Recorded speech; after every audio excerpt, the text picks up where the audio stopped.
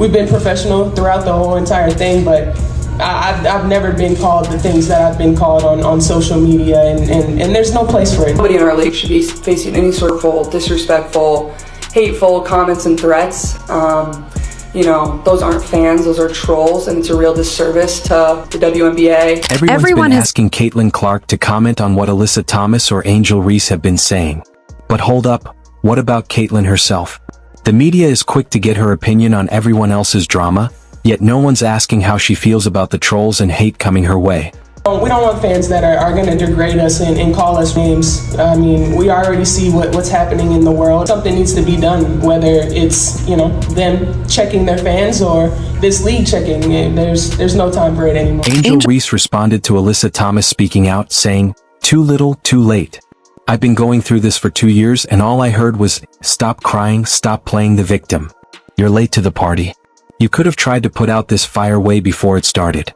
A lot of really good fans, whether they've been fans for 20 plus years or whether they're new fans in our league, I think continuing to uplift this league in a very positive light is the best thing that we can do, because there are so many great players, there's so many great teams, there are so many positive storylines that can be written and celebrated, and for me, that's why I became a fan of this league, is these people were my idols. I grew up wanting to be like. Angel then went on a full-blown rant on social media, and it backfired.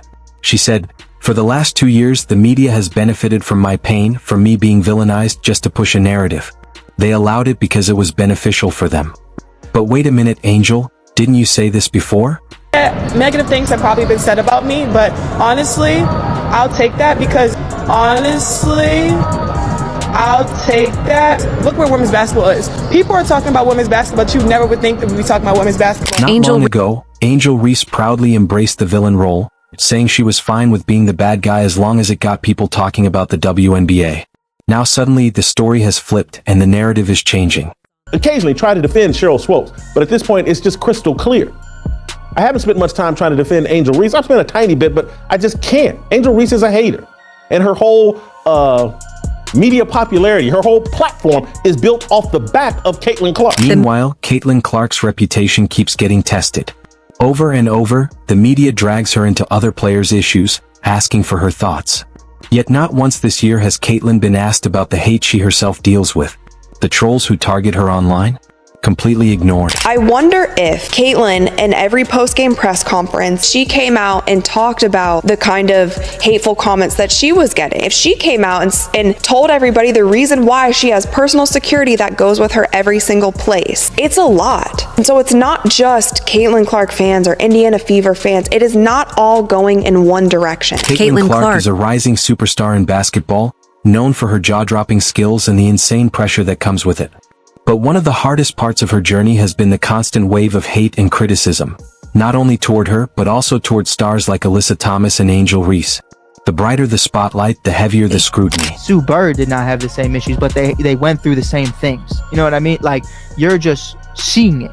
That's the difference. No one saw Sue Bird go through the things Sue Bird went through. No one saw KP struggle in Las Vegas when no one gave a fuck about Vegas. Before Asia Wilson was Asia Wilson, no one talked about those things before Becky Hammon got there, because no one cared. No one gave a fuck about the league, and that's what it is. You're seeing now what we've seen for years. Point blank, period. Time and time again, Caitlin is asked to weigh in on negative remarks aimed at other players, often ones that are racially charged or deeply personal. Yet when the hate is directed at her, she's rarely given the chance to speak on it. Somehow, she even gets blamed for not saying enough. Alyssa Thomas is one of the most quiet, woman of few words, does not mince her words, lets her game speak for herself type of people you will ever meet. I do think over the course of the year, the players have been saying something needs to stop. We need to show people who we are. We need the commissioner to speak on this, which the WNBA came for had a statement yesterday, but things just haven't been the way it needed to, and sort of setting the tone, especially with this new influx of fans on what we stand for and what we don't. I think Caitlin has used her voice in the ways that she has tried to, but still, it's been falling short. For Caitlin, it's become routine. Press conferences, interviews, media sessions, reporters expect her to speak on the vitriol aimed at others.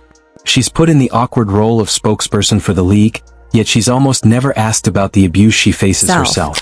True allyship requires you to constantly unpack your need and desire or justification for wanting to police the behaviors of Black people. And no one is above being held accountable. I don't care how many Black friends you have or how many cookouts you've been invited to. One of the most And that's what stings most. While Caitlyn is constantly pushed to comment on other players' struggles, her own experience with trolls and hate gets brushed aside. It's as if her battles don't count. More love and peace. I would say that's the biggest thing. I think there's just so much like hate in the world right now. I think just everybody appreciating everybody for who they are and loving on one another. I think that's how I've always tried to go about my life and how I was raised. And in interviews and press conferences. In countless interviews, Caitlyn has been asked about hate directed at others, but rarely about her own. The media thrives on controversy, conflict, and drama, but ignores the personal toll it takes on the very athletes they cover. What stands out about Caitlyn is that despite all the online abuse, she rarely addresses it. She focuses on her game and her team, refusing to give the negativity power. Number 7. So I'm like, cool, like the pressure is not even on me because I'm drafted 7, so the pressure shouldn't be up there. So I'm like, all right, cool, I can just hoop. So I don't know when like it started to just break out where I was just in rookie of year conversations. I'm like, all right, cool. It's because you started killing it. Well, yeah. And they're like, oh my God. It would be easy for Caitlyn Clark to lash out, clap back, or fold under the pressure. But instead, she takes the high road. By not engaging with trolls, she sends a message: she's above it all.